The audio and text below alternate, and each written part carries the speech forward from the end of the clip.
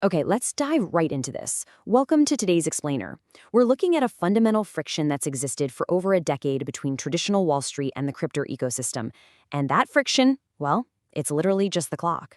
But now the CME Group is completely tearing that barrier down. We aren't just talking about some minor operational update here. This is a massive, premium structural revolution in global liquidity. Here is our executive briefing for today. We'll hit 5 key areas: the 24/7 paradigm shift, the death of the CME gap, eliminating institutional weekend risk, the altcoin ETF runway, and we'll wrap up with the great financial convergence. So let's get straight into it. Section 1, the 24/7 paradigm shift. To really grasp where we're headed, you have to understand the historical friction that's basically defined this market. For over 10 years, we've had these two massive financial worlds operating on completely different heartbeats. You've got traditional finance, TradFi, running on this rigid 9 to 5, Monday through Friday schedule. They take weekends off, they close for national holidays. But on the flip side, the cryptocurrency ecosystem, Bitcoin, Ethereum, Solana, it never sleeps. It's a continuous 24/7, 365-day global infrastructure. When the CME Group first brought in digital asset futures, they basically forced this relentless, nonstop crypto market into their rigid traditional schedule.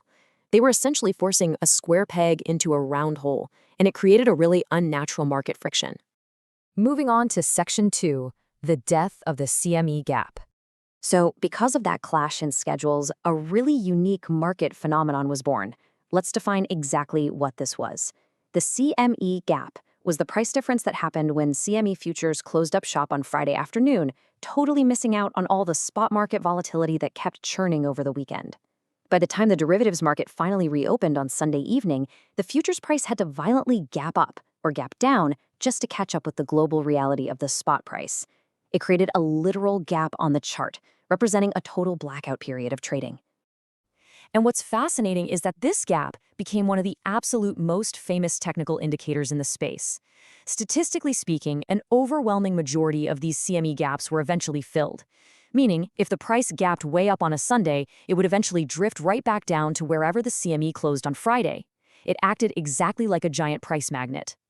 For years, retail traders built entire algorithms, trading strategies, and complex short-term models around fading or trading right into these weekend gaps. It was a complete self-fulfilling prophecy. So, the crucial point here is this. With the CME moving to continuous 24/7 price discovery, that predictable weekend anomaly strategy is entirely dead. Done. There are no more Friday closes, which means no more Sunday gaps. Plus, this structural shift totally wipes out those artificial Sunday night volatility spikes, the ones purely caused by institutions frantically rushing to hedge or catch up to the weekend spot movements. The slate has officially been wiped clean. Section 3, eliminating institutional weekend risk. Let's shift gears and look at this from the perspective of a massive capital allocator, because this is where the game truly changes. Put yourself in these shoes. Imagine you're managing a multi-billion-dollar institutional fund. You're holding a $100 million long position in Bitcoin futures on a Friday afternoon. You log off, go home for the weekend. But then Saturday morning, some massive macroeconomic event hits, or a huge regulatory shift drops out of nowhere. Suddenly, the spot market on continuous exchanges like Binance, Coinbase, or Hyperliquid just crashes 15%. Under the old rules, your weekend was an absolute nightmare. You had zero hedging ability. Because the CME was closed, you couldn't adjust your position at all. You were forced to just literally sit on your hands, totally paralyzed, watching your portfolio violently bleed out until the market finally opened back up on Sunday night. For institutions operating under incredibly strict risk parameters, this weekend risk was a massive and honestly fatal flaw. It's exactly why the biggest players stayed completely sidelined when it came to allocating serious capital to digital assets. But look at the difference now. We're moving from a state of paralyzed portfolio bleeding to seamless, real-time hedging. With 24/7 trading, institutions can manage their risk, matching the exact pace of the underlying spot market tick for tick. If a market-moving event hits at 3 a.m. on a Saturday, no problem. A hedge fund can instantly execute short positions or option strategies on the CME to protect their capital. Eliminating that weekend risk exposure is exactly what's going to make the largest institutions vastly more comfortable dropping massive pools of capital into this space.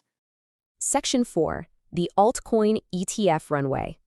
Now, this revolution goes way beyond just Bitcoin and Ethereum. The CME is significantly expanding its institutional basket right alongside this 24/7 transition. We're talking about deep integration for assets like Solana, Sui, Avalanche, Chainlink, and Ripple. And you have to remember, the CME Group doesn't just launch these products on a whim.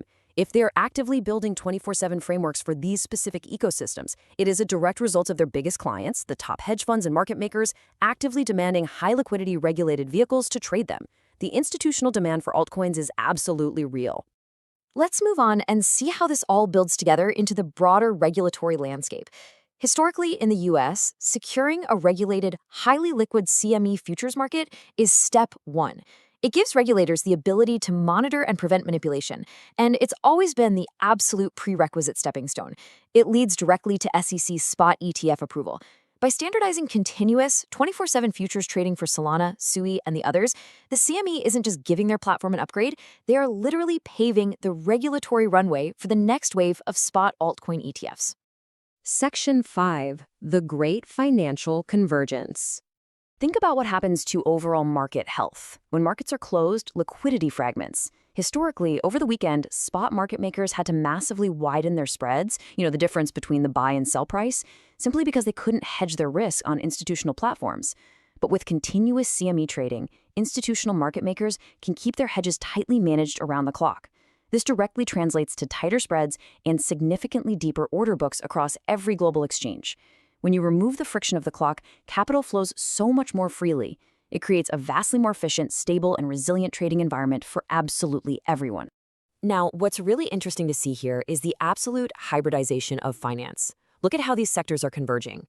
Over in TradFi, we now have the CME Group trading digital assets 24/7, adopting the native heartbeat of crypto. In CeFi, centralized crypto giants like Binance are pushing into tokenized equities, actually pulling traditional assets on-chain.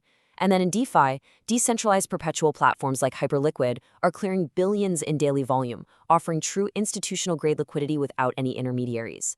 The lines between traditional, centralized, and decentralized platforms, they aren't just blurring anymore, they are completely dissolving into one singular, interconnected financial machine. Which brings us to our final thought for today. The friction of the clock is gone. The weekend risk is eliminated. As these massive pillars of finance fully converge into a non-stop, global infrastructure, what happens to the market when the world truly never sleeps? It is the ultimate endgame for global capital, and we're watching it unfold right now. Thank you so much for joining me in this explainer. Keep analyzing, keep learning, and I'll see you next time.